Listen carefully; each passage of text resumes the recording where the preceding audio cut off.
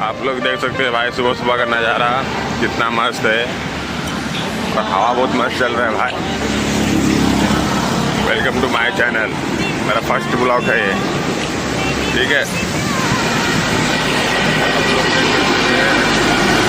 मुंबई विरार भातपाड़ा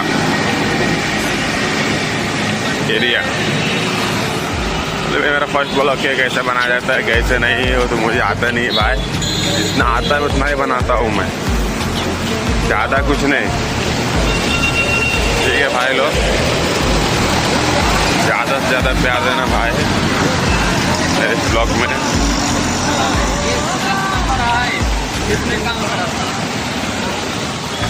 देख सकते हैं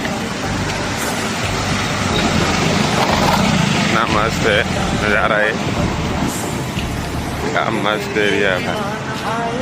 मतलब ऐसा गांव जैसा लगता है इधर, गांव जैसा, मतलब जब हम लोग गाँव में रहते हैं ना वैसा इधर महसूस होता है, ठीक है। पूरा गांव एरिया है, देख सकते हैं, बहुत अच्छा है। और बताइए आप लोग कैसे हो। सुबह का टाइम है, सब ड्यूटी जा रहे हैं, मैं भी तो ड्यूटी जा रहा हूँ, ठीक है।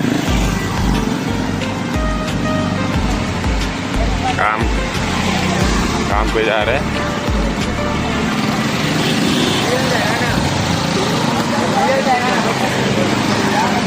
देख सकते हैं।